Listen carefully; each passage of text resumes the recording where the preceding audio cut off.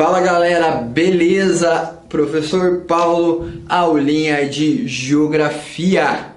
Tudo tranquilo? Tudo bem? Como é que vocês estão estudando pro Enem aí? Preparando, assistindo as aulinhas de todas as matérias aqui na Cultive, né? Dê um joinha aí nas aulinhas que vocês gostarem. Vejam, revejam, vão anotando aquilo que vocês acham importante para matar a pau no Enem. Certo, pessoal? E o que nós vamos fazer na aula de hoje? Hoje nós iremos refazer a provinha de Geografia do Enem de 2016, né? Mas, professor, por que refazer a provinha? Pessoal, é só fazendo a prova e refazendo a prova que nós vamos concretizar, que nós vamos absorver o conteúdo e vamos entender como que a banca pede esse conteúdo que cai na prova. Uma dica já de princípio, o Enem na prova de Geografia é muito uma prova interpretativa, então uma dica que eu dou ali na hora da prova: pare, leia a questão, releia, veja aquilo que está totalmente fora. Ó, essa alternativa eu tenho certeza que não é certa, então já vai excluindo, releia a questão. Muitas das vezes a resposta está já no enunciado ou na legenda. Se tem uma imagem, veja o título, veja da onde veio essa imagem, quem fez essa imagem, que nós já podemos identificar a resposta ou qual será o caminho que a questão vai traçar. Então eu lembro aqui que na geografia do Enem não é aquela prova decoreba, não vai perguntar qual é a capital do Bangladesh, qual é a capital, sei lá, de qual lugar. Não, a prova do Enem é uma prova que faz com que o aluno pense, raciocine, né? É uma prova interpretativa. Então, leia, raciocine, que eu tenho certeza que nós vamos muito bem nessa prova. Beleza? Sem mais delongas, meus amigos, vamos lá para as questões do Enem 2016. Lembro aqui que o número está de acordo com a prova e teve algumas questões que o prof não colocou porque eram muito extensas, então a gente ia ficar passando slide, lendo, que a gente ia acabar perdendo o fio da meada nesse tempo. Então, questões que eram muito extensas eu acabei tirando, né? Mas quem quiser aí é só procurar na internet, aí digitar Enem 2016 que vê a prova na íntegra. Um conselho que eu dou, antes de assistir esse vídeo por completo, para aqui, põe a pause, vá na internet e procure a prova. Então, tente resolver a prova do Enem e depois pegue o gabarito, confira e depois vem assistir a aula para ver como que o prof resolveu, o que você acertou, o que você errou, quais foram as dicas para resolver as questões. Tudo bem? Vamos lá para a prova? Questão de número 2. Parceria transpacífica. Beleza? Aquela parceria, aquela relação econômica, né, do comércio ali na região do Pacífico. Então, você pode ver então que na questão, o mapa, todo mundo vendo ali na tela, tá, né? Vai destacar aqui, ó, a América do Norte, certo? Mais o Peru e o Chile. Destacando aqui a Austrália, Nova Zelândia e mais alguns países, certo? Então, veja aqui que a questão com certeza vai ser alguma pergunta desse enunciado, beleza? Pessoal, só um segundinho ali, o prof vai pegar uma aguinha, beleza? Esqueci. Voltei, meus amigos. Todo mundo aí ligado na aula, né? Esperando para ver o que o professor vai trazer aqui do Enem. Vamos lá então para o Enem de 2016. O que o enunciado vai pedir aqui? Então lembre-se do Aliança do Transpacífico, né? Do enunciado do Transpacífico. Preste atenção no mapa, né? Veja o que esse mapa está pedindo. Olha o que ele destacou, então com certeza a questão vai estar por aqui. Vamos ler lá o que a banca vai pedir para nós resolvermos. Dentro das atuais redes produtivas, tá falando de produção, então de economia, o referido bloco apresenta composição estratégica por se tratar de um conjunto de países com... Então ele está perguntando o que esse conjunto de países, né? Qual que é a estratégia, qual é o poder estratégico desse conjunto de países? Vamos lá então. Elevado padrão social. Bom, Canadá e Estados Unidos, aqui, Austrália, Nova Zelândia, tudo bem, mas tem o México, o Peru, então, tem alguns, Vietnã, aqui, alguns países da Ásia. Então, não é A. Então, nem todos os países têm aquele elevado padrão social. Então, já podemos descartar. Sistema monetário integrado. Tem uma única moeda, uma única economia nesses países? Não. Então, também não é a B. C. Autodesenvolvimento tecnológico. Autodesenvolvimento tecnológico. Alguns países sim, outros já não. Então, também não. Identidade culturais semelhantes. Também não, né? São países de continentes diversos. Então nem vamos ler aí que acerta. Vamos para a próxima. Mentira, pessoal. Qual que é a resposta certa? Vantagens locacionais complementares. Se voltarmos aqui, com certeza, esses países estão aqui tudo voltado ali para o Pacífico, né? E eles estão numa localização privilegiada. Então, a questão correta é a E. Então, ó, a localização aqui, né? Faz com que eles estejam próximos, né? Próximos não, mas em um local privilegiado, estratégico, local comercial. Questão 5, meus amigos. O enunciado vai trazer uma figura. Então, podemos observar que são como se fossem pequenas casas, caixotes aqui, né? Tem uma ponte e está aqui, ó, num trilho do trem, né? Acho que dá para ver ali na tela. Dá, claro que dá. A imagem está boa. Vamos ver o que o enunciado pede para nós resolvermos nessa questão. Os moradores de Andalsnes, na Noruega, poderiam se dar ao luxo de morar perto do trabalho nos dias úteis e de refugiar na calmaria dos bosques aos fins de semana. E sem sair da mesma casa. Bastaria achar uma vaga para estacionar o imóvel antes de curtir o novo endereço. Então, quis dizer essa questão aqui de locomoção, que os imóveis andariam aqui pela estrada de ferro.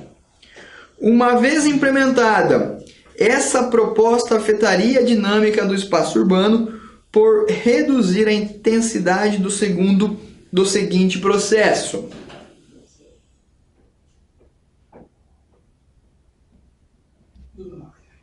A. Êxodo rural. Não, mas não falou do êxodo rural, não está falando de pessoas que saem do campo, que se mudam para as cidades. Então, não é o êxodo rural. Questão B. Movimento pendular. Lembre da aulinha de migração quando o professor falou de movimento pendular. Presta atenção na aula. Desliga o celular e vem prestar atenção aqui. Lembra o movimento pendular? O que seria? Uma hora de dia eu moro numa cidade, à noite eu moro numa cidade, eu tenho minha casa numa cidade, né, se locomovo, vou para outra cidade, eu me locomovo, né, vou para outra cidade trabalhar e volto, né, aquele movimento que é constante. Então, a resposta correta é movimento pendular, que é um movimento que pode ser diurno. Eu posso estar aqui por exemplo, eu moro em Curitiba e trabalho na cidade vizinha, São José dos Pinhais. Então, vou todo dia para lá e volto. Esse é um movimento pendular, não é uma migração constante, mas sim uma migração uma migração de tempo, né, de pequena escala de tempo, que tem diferentes formas, né, de migrar no espaço em um pequeno espaço de tempo. Beleza? Migração de retorno, não é. Deslocamento sazonal, não é também, né? Que não é aquele deslocamento uma temporada num lugar, outra temporada em outro. Ou eu trabalho 6 meses no Brasil, 6 meses nos Estados Unidos e volto. Não é isso aí que é o deslocamento sazonal. Ocupação de áreas centrais também não. Ele falava que eu trabalho na cidade e nos fins de semana eu vou para a zona rural. Então também não é aí. Questão 6. O Rio de Janeiro tem projeção imediata no próprio estado e no Espírito Santo. Estamos falando de projeção do Rio. Em parcela do sul do estado da Bahia e na zona da mata de Minas Gerais. Onde tem influência dividida com Belo Horizonte. Então, ele está falando da influência da cidade do Rio de Janeiro, na zona da mata, também de Belo Horizonte. Então ele vai trazer aqui, ó, no enunciado, compõe a rede urbana do Rio de Janeiro. Então ele vai trazer geografia urbana. Lembra o conceito de rede urbana, que são cidades que se interligam, que possuem relações umas com as outras? Entre outros, então compõe a rede urbana do Rio de Janeiro, entre outras cidades: Vitória, Juiz de Fora, Cachoeiro do Itapemirim, no Espírito Santo, Juiz de Fora, Campos de Goyatazes, Volta Redonda, Barra Mansa, Teixeira de Freitas, Angra dos Reis e Teresópolis. O conceito que expressa a relação entre espaço apresentado e a cidade do Rio de Janeiro é frente pioneira. É a primeira frente que foi. Lembra da frente pioneira? Então não é, pessoal, não é o de frente pioneira. Zona de transição. Então está mudando de uma área do Rio para outra. Onde é aquele aspecto de mudança? Também não. Região polarizada. Bem, vamos marcar. Área de conurbação. Lembra do conceito de conurbação? Quando uma cidade cresce, a outra também se une em sentido urbanos, se une na estrutura física. Então também não é. Periferia metropolitana, também não falou ao redor das cidades nem da metrópole, né? Fala da relação. Então a resposta certa é região polarizada. Então está falando daquela influência que Rio de Janeiro e BH fazem com essa cidade, formando uma única região, né? Que possui interligações econômicas, sociais, culturais, políticas, né? Que fazem com que fique uma região polarizada. Então, a resposta certa é a questão C. Questão 8, meus amigos. No início de maio de 2014, a instalação da plataforma petrolífera de perfuração HYSY 981 nas águas contestadas do Mar da China Meridional suscitou especulações sobre as motivações chinesas. Então, está falando de uma instalação de uma usina petrolífera por parte da China, falando sobre qual foi a motivação com que fez que a China instalasse essa usina. Então, vamos interpretar a questão. Na avaliação de diversos observadores ocidentais, Pequim pretendeu com esse gesto demonstrar que pode impor seu controle e dissuadir outros países de seguir com suas, vamos lá, reivindicações de direito de exploração dessas águas, como é o caso do Vietnã e das Filipinas. Ele traz o nome, né? A guerra pelo petróleo, tá? Quem fez? A ação da China em relação à situação descrita no texto evidencia um conflito que tem como foco a distribuição das zonas econômicas especiais, B, monopólio das inovações tecnológicas extrativas. Então vamos lá, distribuições das zonas econômicas especiais, não é, né? Porque ele não falou da distribuição chinesa, né, no território do mar, mas sim da instalação de uma usina chinesa, né, seria alguma parte de protecionismo de mercado, algo do tipo. Então não é a monopólio das inovações tecnológicas extrativas, não falou de monopólio, né, mas falou de interesse chinês.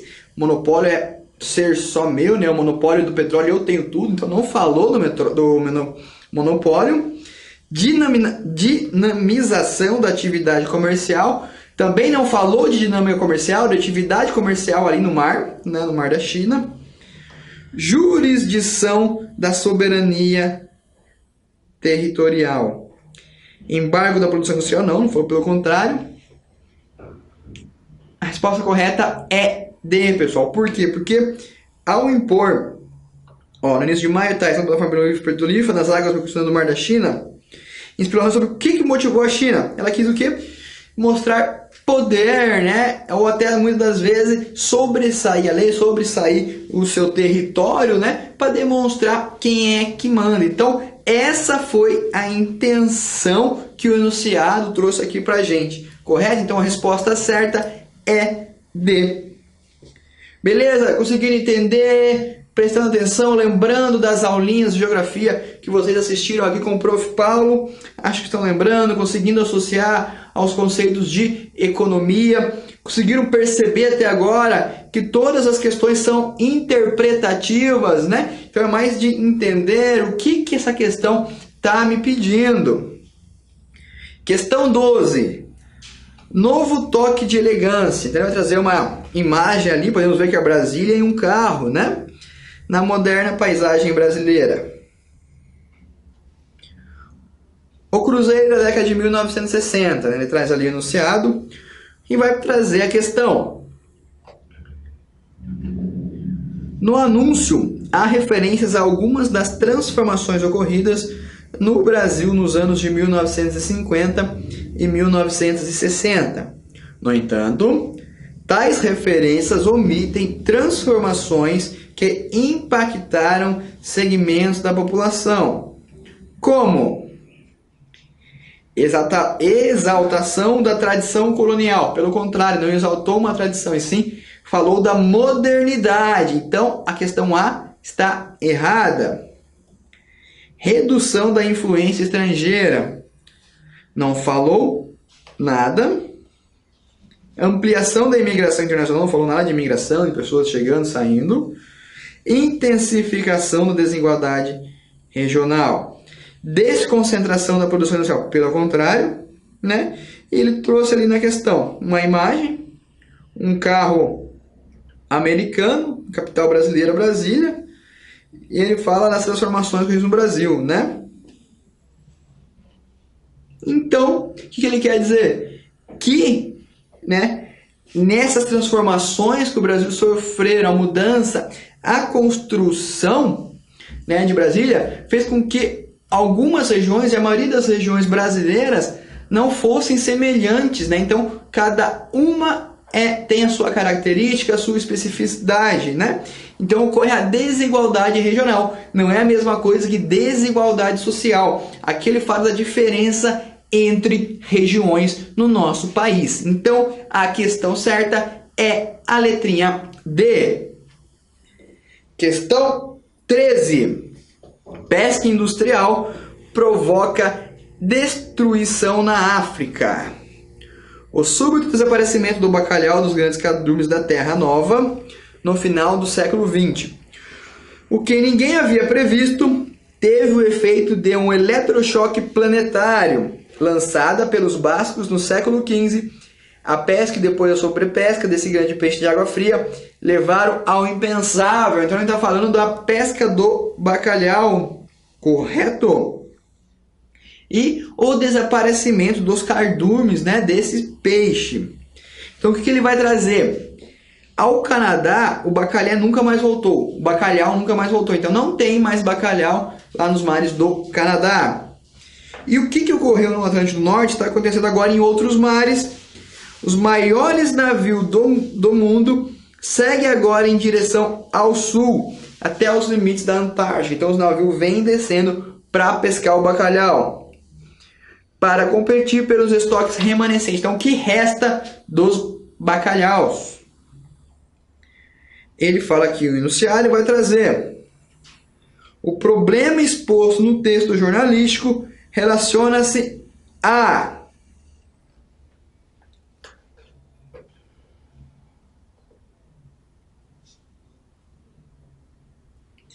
insustentabilidade do modelo de produção e consumo. Vamos pensar, sumiço do bacalhau em vários lugares onde antes era extraído, né, porque é uma extração animal. O bacalhau hoje em dia já não está tendo, os bacalhais restantes estão lá próximo à Antártica, no sul, então os navios estão vindo pescar esse bacalhau, né, e diz aqui no texto, pelo que nós estamos vendo, que a tendência é sumir, né, então provavelmente seja essa a resposta correta. Vamos lá para a próxima questão. Fragilidade ecológica de ecossistemas costeiros. Pelo contrário, não falou da fragilidade ecológica, mas sim da exploração inadequada, né, desse animal. Então não é a B. Inviabilidade comercial dos produtos marinhos. Pelo contrário, falou de acordo com a autoexploração do bacalhau, ele fica não fica inviável, mas foi muito viável porque vendeu muito, está acabando, não teve a extração racional, mas sim irracional. Mudança natural dos oceanos e mares, não é culpa da mudança, mas sim da pesca predatória, né? Sem aquela consciência de preservação para termos bacalhau para sempre, então também não. Vulnerabilidade social de áreas pobres, também não trouxe, não falou muito de áreas, não falou de áreas pobres, né? Então também não é. O que nos resta é a questão A, insustentabilidade do modelo de produção e consumo. Claro, de acordo com o que ele fala no enunciado, está sendo tirado muito bacalhau, não está ficando nada e futuramente vai faltar. Então, esse modelo de produção não é sustentável, né? Uma hora ele vai acabar por falta de controle de sua extração. Questão 14. A mundialização introduz o aumento da produtividade do trabalho sem acumulação de capital. Justamente pelo caráter divisível da forma técnica molecular digital, do que resulta a permanência da má distribuição de renda. Exemplificando, mais uma vez, os vendedores de refrigerantes das portas dos estádios viram sua produtividade aumentada. Né? Então vamos trabalhar essa questão, vamos ver o que ela está trazendo. A primeira coisa, ele vai falar que a mundialização introduz o aumento da produtividade do trabalho, sem acumulação de capital. Então, meios de produção. Então, ele não está falando de acumular capital, correto? Ele fala de divisão aqui da técnica e da má distribuição de renda. Então ele fala, explica mais uma vez, os vendedores virante as portas do estádio viram sua produtividade aumentada, graças ao just-in-time dos fabricantes e distribuidores de bebida. Então, ó, entrega do produto na hora que é necessário. No estádio de futebol, muitas pessoas têm sede e acabam comprando refrigerante. Mas, para realizar o valor de tais mercadorias, a forma do trabalho dos vendedores é a mais primitiva, né? Aquela sacolinha, com aquela caixa vendendo, né, nas portas dos estádios. Combinam-se, pois, a acumulação molecular digital com o puro uso da força de trabalho. Então ele fala que é um livro com a crítica, né? E vai trazer aqui pra gente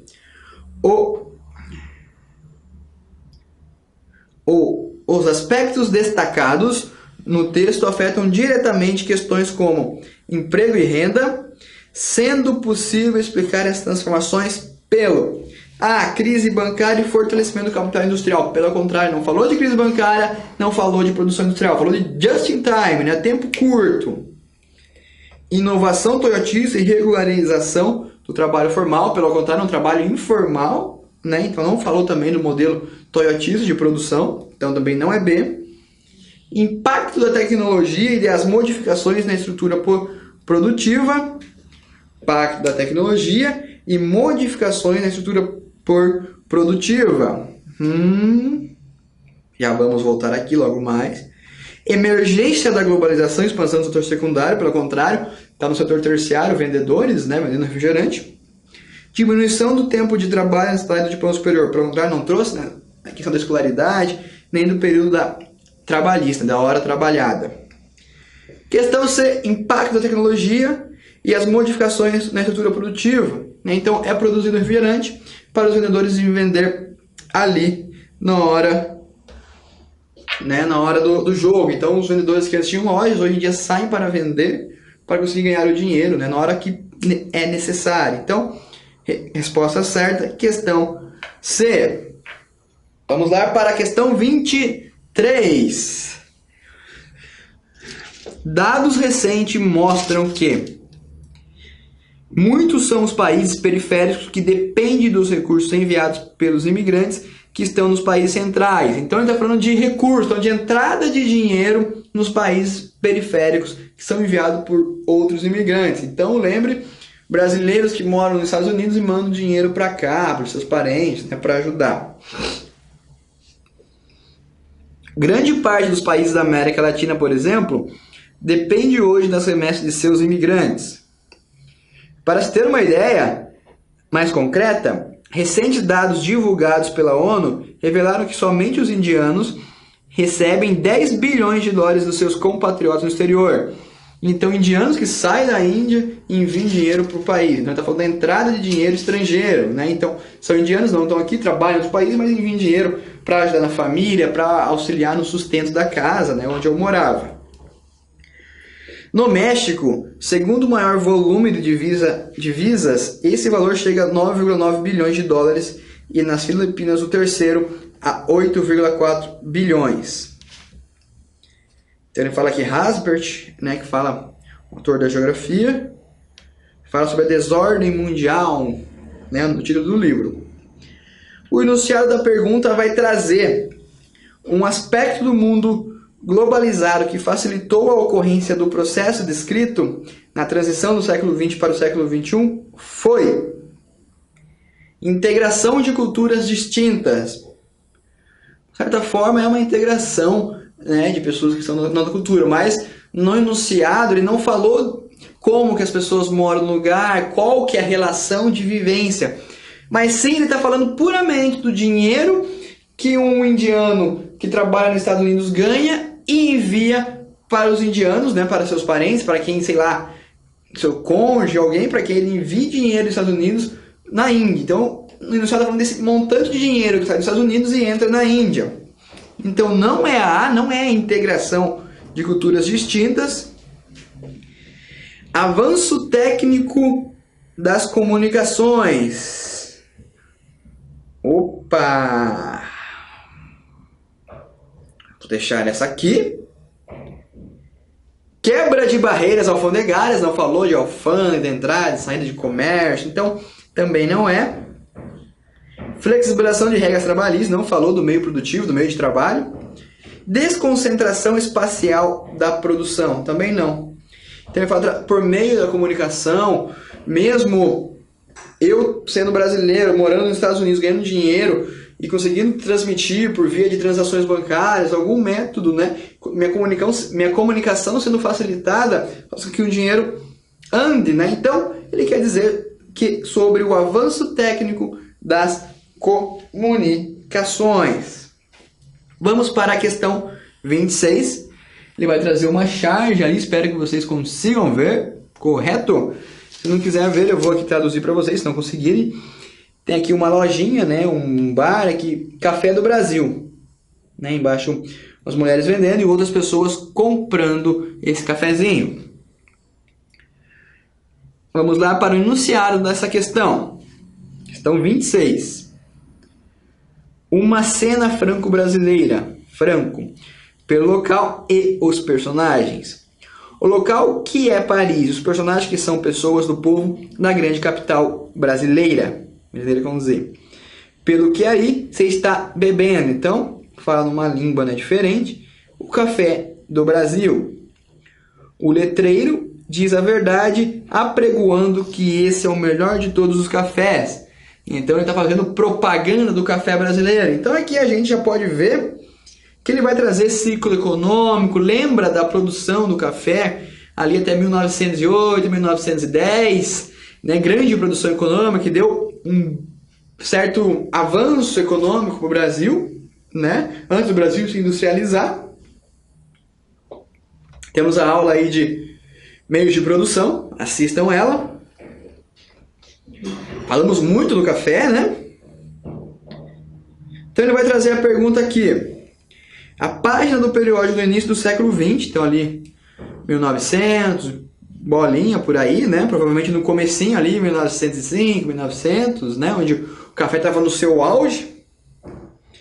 A página do periódico do início do século XX documenta um importante elemento da cultura francesa que é relevador do papel do Brasil na economia mundial, indicando no seguinte aspecto.